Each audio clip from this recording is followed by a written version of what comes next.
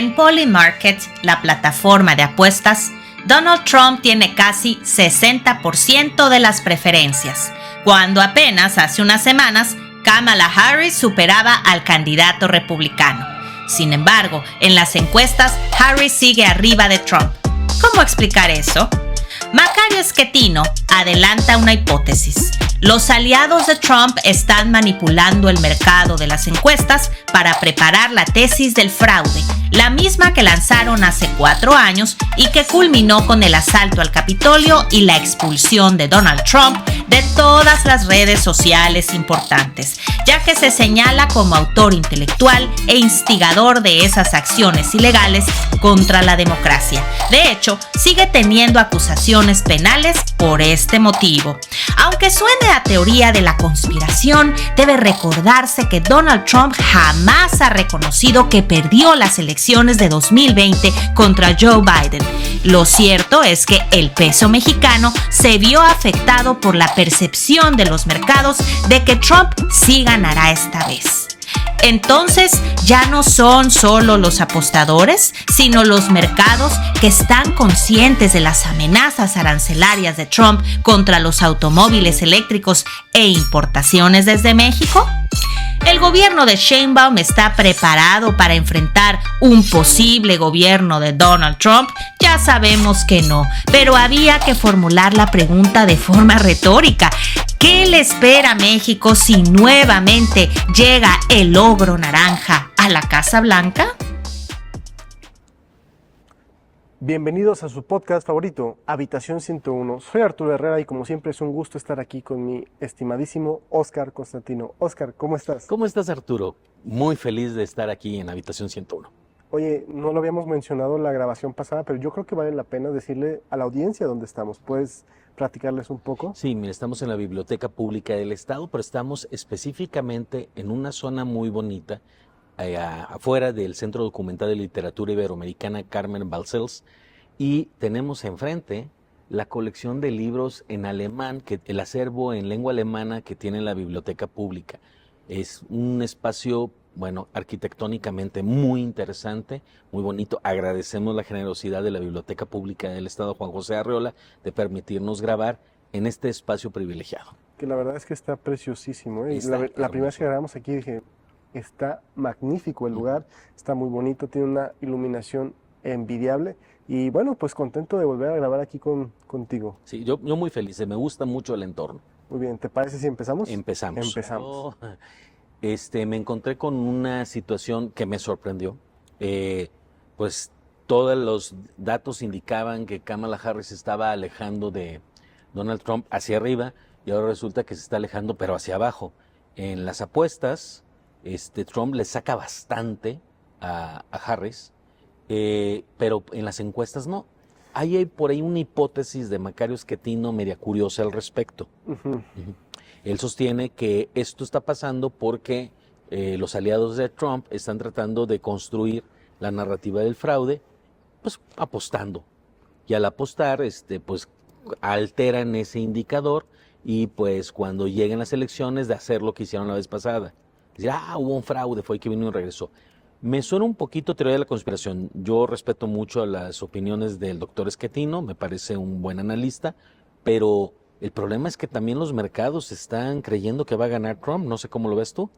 Bueno, yo estaba revisando las últimas, digamos, los odds, les dicen, los momios, les dirían aquí en México, Uh-huh. de las apuestas, y ahorita Donald Trump tiene 18 puntos de ventaja, o sea, no es poca cosa, mucho. es muchísimo, ¿no? Frente a Kamala Harris. Lo interesante, que bien como dices, en las encuestas ya formalmente hechas, en promedio, Kamala Harris apenas le saca, bueno, menos de 2 puntos porcentuales a Donald Trump, más bien 2.4 puntos porcentuales a Donald Trump en estas encuestas. Entonces, en las encuestas sí está muy cerrado, pero las apuestas parece que la gente piensa que van a Donald Trump y como tú dices también, los mercados parece que van a darle el beneficio, o más bien piensan que va a ganar Donald Trump.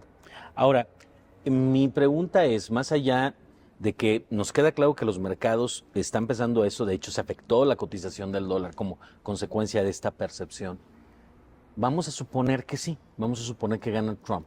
porque esta es una parte del análisis que creo que no la estoy viendo con seriedad en los espacios multimedia, ¿no? Vamos a suponer que gana. ¿Qué vamos a hacer como país? O sea, estamos hablando de que él ya ha dicho que va a poner aranceles de 1000%, 2000%, 3000%, lo que sea necesario para que los autos que no son fabricados en Estados Unidos no se compren en Estados Unidos. Esa es nada más una probada de lo que está anunciando él. Tú podrás decir, bueno, es que a lo mejor muchas son echadas, pero creo que si algo nos ha demostrado Trump es que en ciertas cosas no son de dientes para afuera. Sí, ¿No es que verdaderamente es como las hace. el peje que habla y sí lo hace? Yo creo que sí. Cuando son cosas de venganza y de...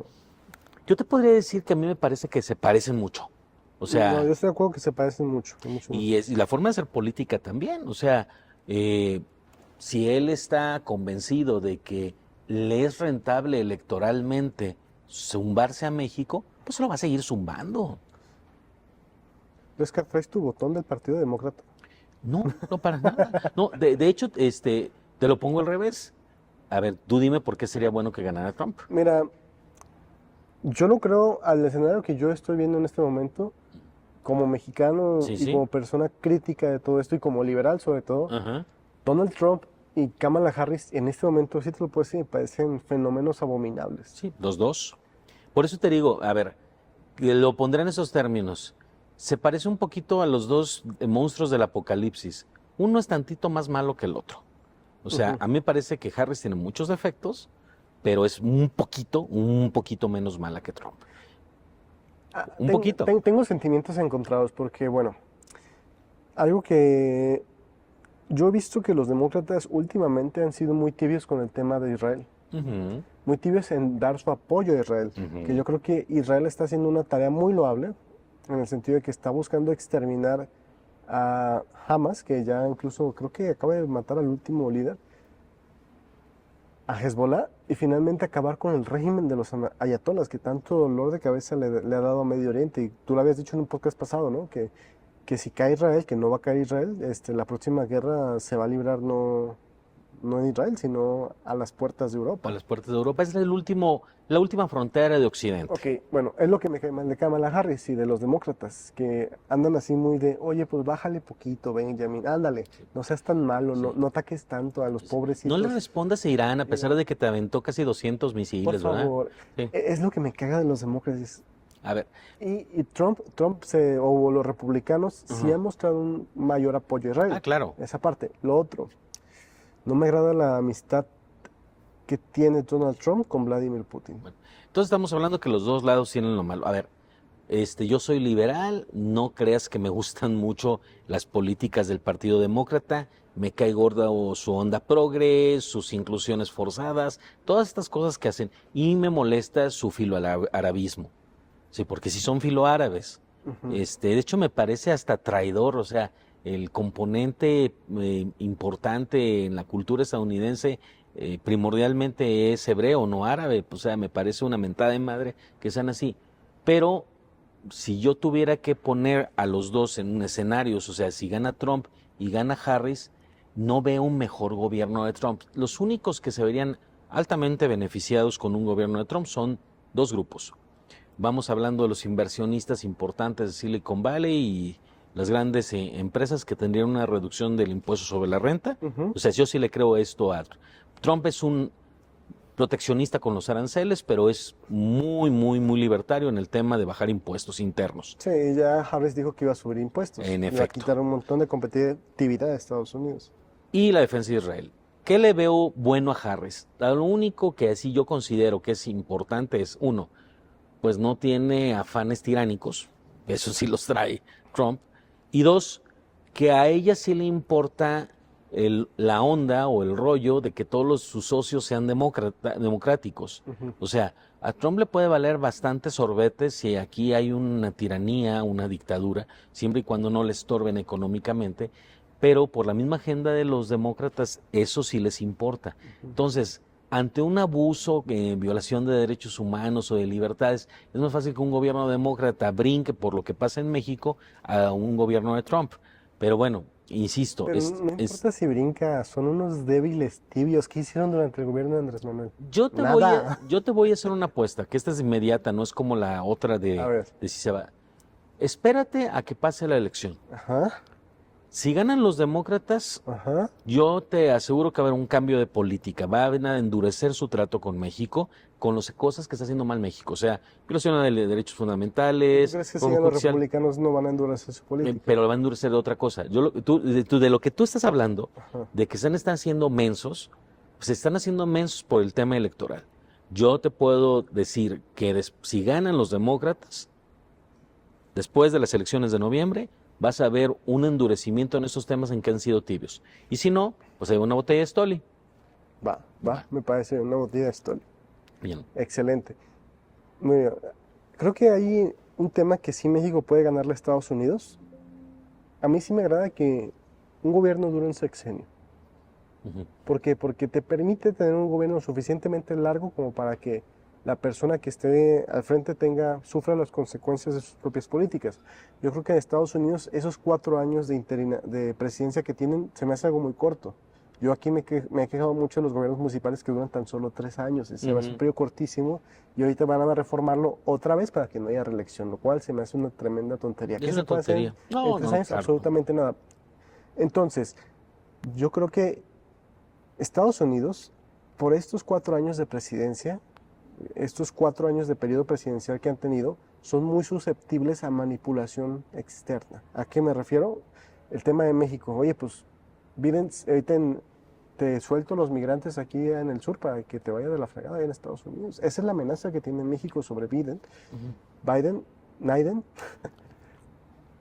Y es por eso que Biden no actuó ni hizo nada durante casi todo su gobierno para poder pacificar un poquito México, para poder cuidar las instituciones que teníamos aquí en México, ¿no?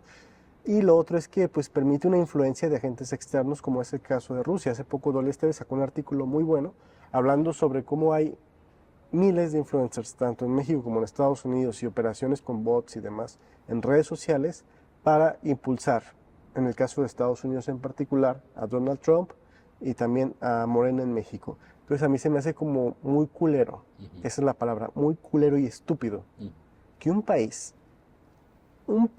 tercermundista, ¿por qué es un país tercermundista Rusia? No sé, tercermundista en el sentido económico, obviamente. Sí, tienen la misma O sea, potencia México económica que México. O sea, México y Rusia son muy parecidos El mismo tamaño. económicamente. Es un tamaño similar. No son ricos. Ha querido vender esta idea de que son un país de primer mundo, que es un país rico. No, es un país en vías de desarrollo y próximo al subdesarrollo. Se me hace culerísimo que un país en vías de desarrollo, con un PIB similar al de México, sea capaz de manipular las elecciones de un país tan grande como Estados Unidos. Bueno, es que ese es el problema de las dictaduras. Pues, podrías decir lo mismo de cómo es posible que Estados Unidos tolere lo que está pasando en Venezuela o en Nicaragua. Bueno, planteemos 2 cosas que hacen peligrosa a Rusia. La primera de estas cosas peligrosas es el hecho de los armamentos nucleares. Eso es lo primero. Y 2, que tienen Es uno de decir, los... porque no sabemos si funciona. No, sí funcionan. De hecho, es parte de ser una dictadura. Utilizan el presupuesto público para renovar. Acaban de renovar su armamento nuclear cuando empezaron la guerra con Ucrania. 2, el tema de que tienen un servicio de inteligencia que tiene más de 100 años de estar funcionando bien. O sea, nadie le puede regatear a la KGB, al NKVD, a estos organismos que existían en la Unión Soviética y que ahora se transformaron. Ya no hay KGB y FSB, pero que tienen esa escuela. O sea, pues es que si tú tienes espías y tú tienes armamento de destrucción masiva, pues te tienes que andar con cuidado cuando eres una democracia. Y ese es el problema de las democracias, que no pueden actuar con los mismos niveles de violencia Pues no e ilegalidad que hacen las no, tiranías. No sabes, es que hay algo que yo creo que sí tenemos que ser autocríticos con las democracias. Yo soy en ese sentido un demócrata completamente. Yo creo en la democracia, pero también creo que los sistemas tienen que estar evolucionando. Tiene que haber algo que brinde al país, de que países más subdesarrollados te controlen. Punto. O sea, Cuba controla una gran cantidad de países en América del Sur, siendo que Cuba es un país pobrísimo. ¿Cómo lo puede hacer? Otra O sea, vez. No, o sea, de que es una dictadura y lo que quieras, pero ¿cómo no hay mecanismos para blindar a dichos países. ¿Cómo es posible que el país más importante del mundo, que es Estados Unidos, y el más poderoso del mundo, pueda ser controlado por un país en vías de desarrollo como México? Bueno, a ver, a mí me gusta mucho la historia de los sistemas de inteligencia. Ujú. Parte que tanto la inteligencia británica como la inteligencia estadounidense estuvieron infiltradas por los rusos en plena Guerra Fría, Ok. al máximo nivel. O sea, bueno, tienes que asumir que no son tan buenos como los del otro lado. Esa es una primera parte. La segunda pues es que no han encontrado un remedio contra las armas nucleares, o sí existe, pero no lo han desarrollado. Tú sueltas un par de bombas PEM, apagas todos los sistemas electrónicos de una tiranía y pues está más fácil ponerle en la torre. El tema es, ¿existe verdaderamente por inteligencia un padrón de dónde tiene armas nucleares Rusia? O sea, no las tiene nada más en su territorio. Pero, ¿tú crees que hay un padrón de armas nucleares de Rusia? Bueno, ¿No me crees que refiero tenga a por que ahí tú una perdida? como espías, o sea, los servicios de inteligencia británico, estadounidense, si verdaderamente tienen registrado dónde están las cosas. Porque si no, pues tú puedes supuestamente derrotar a Rusia en el terreno y que si llegue un avión y te ponga un bombazo en Washington. Es que ese es el tema. Tienes enfrente a un sujeto que no tiene límites como Putin y por el otro lado, pues tú eres una democracia. Las democracias tienen limitadas sus manos. Yo estoy de acuerdo contigo en que tendrías que encontrar mecanismos diferentes para enfrentar a este tipo de gobiernos. Pero, bueno, no creo, voy a utilizar un argumento de mayoría. No creo que todo el sistema de inteligencia o todo el gobierno de Estados Unidos esté formado por tontos. O sea, creo que sinceramente es complicado. Como es, por ejemplo, a mí me gustó mucho lo que hizo Israel en estos últimos meses, sobre todo en estas últimas semanas. ¿Cuánto tiempo le dedicó a la operación de inteligencia para que los Vipers y los walkie-talkies funcionaran como funcionaran? Para hacer, aunque ellos no lo reconozcan, todas las ejecuciones que se hicieron fuera del territorio israelita, incluyendo Irán. Para poder invadir en ese momento el sur del Líbano y darle en la torre a Hezbollah. ¿Cómo le haces? Bueno, es que hay que tener un trabajo muy de fondo. Nada más que hay una diferencia. Estados Unidos tiene que tener un sistema de inteligencia que atienda todo el mundo. Israel se tiene que preocupar primero por lo que esté cerca de su entorno y después por lo demás. Entonces tiene más facilidades de ser efectivo el Mossad que a lo mejor la CIA. Porque la CIA, el NCA y todas estas organizaciones le tienen que meter muchísimo más dinero para lograr cierto tipo de operaciones y tienen operaciones en todo el mundo, Medio Oriente, Asia cercana, Asia lejana, zona índica, Pakistán, Latinoamérica, o sea, Rusia, células terroristas en Europa, o sea, y estas son las que ahorita me acuerdo. Entonces, sí es complicado. Coincido contigo, ojalá hubiera sido Biden un poquito más contundente, pero no lo veo tan fácil. Lo que sí te puedo decir, voy a sonar trompista, y eso me da mucho asco, es que toda esta moderación que tuvo Biden para no pelearse con México, no la tuvo Trump. O sea, a Trump le valió sorbete desde el primer día. ¿Vas a hacer lo que yo digo o así te va? Sí, de hecho, no sé si recuerdas, era el embajador que creo que era de los grandes activos que tenía Trump aquí en México. ¿Cómo se llamaba? ¿Te acuerdas? Uy, se El me embajador fue. de Estados Unidos en México. Chris. Se me acaba de ir el nombre. Bueno, Sí. nada que ver con este idiota de Ken Salazar. No, pues claro que no. No, para empezar, un tipazo simpatiquísimo, con muy buenas relaciones públicas, para empezar, ¿no? Pero lo que quiero decir es, a ver, a Trump no le parecía que no tuvieran cuidado con la frontera, y como él lo dijo, lo amenazó al gobierno mexicano y Ebrard se dobló. Ahí te va. Cuando estaba Trump de gobierno, estaba este embajador. Este embajador, aparte de tener unas grandes relaciones públicas, él sí ponía a temblar al gobierno federal mexicano. Es decir, cada rato se colaban historias donde el embajador casi le gritaba al secretario de Relaciones Exteriores, se llama Christopher Landau, por cierto. Christopher Landau, Christopher Landau, lo extrañamos mucho, yo lo Sí. extraño, la verdad. No, no, es simpaticísimo. Aparte de simpático, no se dejaba mangonear por el gobierno. No. De hecho, llegó a hacer algunas declaraciones, ya no siendo embajador, sobre ciertas cosas, muy preciso, ¿eh? O sea, la verdad es que es un ejemplo de lo que puede tener un servicio exterior en Estados Unidos efectivo. Y en el caso de Ken Salazar, yo lo siento incluso muy aliado de la 4T, incluso han sacado artículos donde hablan sobre que fue encantado, ¿no? por López Obrador en ese sentido. Bueno, entonces yo creo que hay claroscuros en ese sentido. Ojalá que Christopher Landau regrese como embajador. A mí me encantaría que regresara, yo lo veo improbable, pero creo que sería bueno para México que regresara él como embajador. Sobre lo de Donald Trump, yo sigo sin saber exactamente cuáles sean las consecuencias exactas para México en ese sentido. Es decir, me queda claro que Estados Unidos, a pesar de que ganara Trump, no sería un poder unipersonal como lo es el caso de México, como lo es el caso de Rusia. Estaremos hablando de los republicanos, que fuera de todo pues son personas muy capaces para gobernar y que seguramente tendrán sus propios intereses que van a querer sacar fuera de los intereses de Putin y de Rusia. Ahora, sobre Kamala Harris, ella, no sé cómo le vaya a hacer esta idea que ella tiene de promover la inversión en México y en Centroamérica cuando justamente estamos pasando por cosas muy, digamos, duras para la inversión extranjera en el país, con el tema, por ejemplo, de la reforma judicial que merma completamente la poca seguridad jurídica que ve en México. Entonces no sé cómo se vaya a cabildear todo eso. No, pues para empezar tienes el problema de que el menso de Marcelo Ebrard le quiere vender chiles a Clemente Jacks, queriéndoles hablar del sistema de justicia de allá. Oye, nuestra compañera Yuri Pérez hizo un análisis muy interesante de lo malo que es la justicia local electa en Estados Unidos. Está excelente, ¿eh? Sí, el análisis está excelente, la justicia local no. Y ese análisis pues es totalmente contradictorio con lo que les dijo Ebrard. Es que ustedes tienen 100 años eligiendo jueces locales, no ministros de la Corte ni jueces federales. Ese es el nivel de diálogo de un señor que pretende darle tranquilidad a los inversionistas estadounidenses. A lo mejor tú como inversionista no sabes mucho de derecho, pero vas a llegar y vas a decir, oye, me está diciendo todo esto el secretario de Economía mexicano, y te va a decir el secretario de Economía mexicano y lo voy a decir cómo es, está pendejo. Entonces, perdón, yo creo que ese es un primer problema. Luego, y otra vez me voy a ir trumpista, lo lamento, ¿sí? A mí me parece que Harris es contradictoria.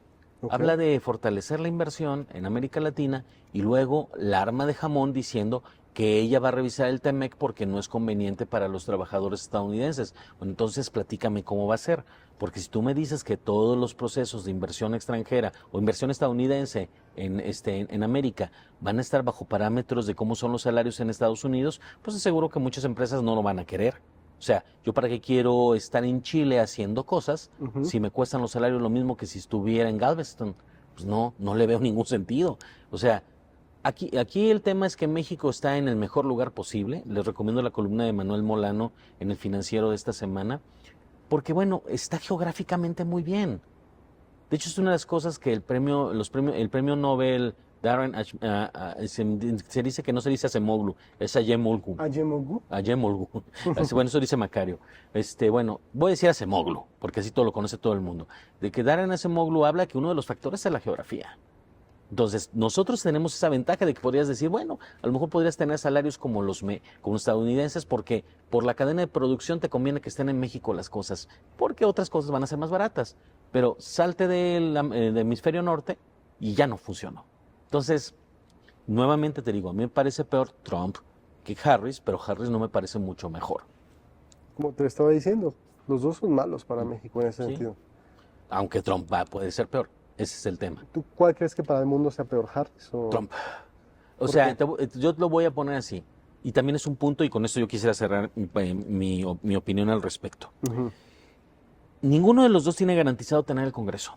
Okay. Entonces, pues esa es una de las cosas por las que coincido contigo en que pues Trump no puede ser unipersonal como es el obradorismo, porque pues quién sabe cómo van a estar la integración de la Cámara de Representantes y del Senado.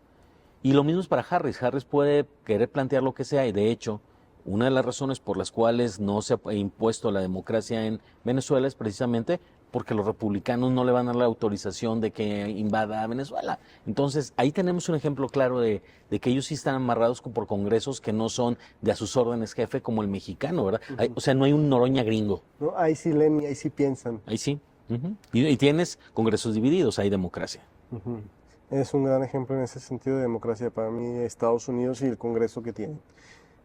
Caso contrario al de México, de hecho voy a rescatar una frase que decía Espinosa Iglesias, uno de los que hizo el Banco Bancomer, uno de los más grandes de la historia. Y es una gran frase, la verdad, que por desgracia sigue vigente. Dice más o menos, mientras el Congreso y el Poder Judicial bailen al son que marque el presidente, México solo podrá avanzar de crisis en crisis. Tiene toda la razón.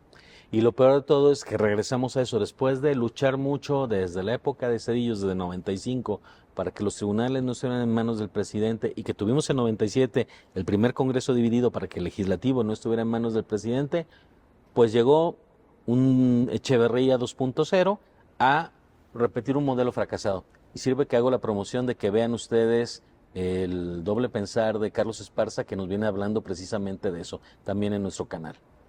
Excelente. Pasamos al siguiente tema.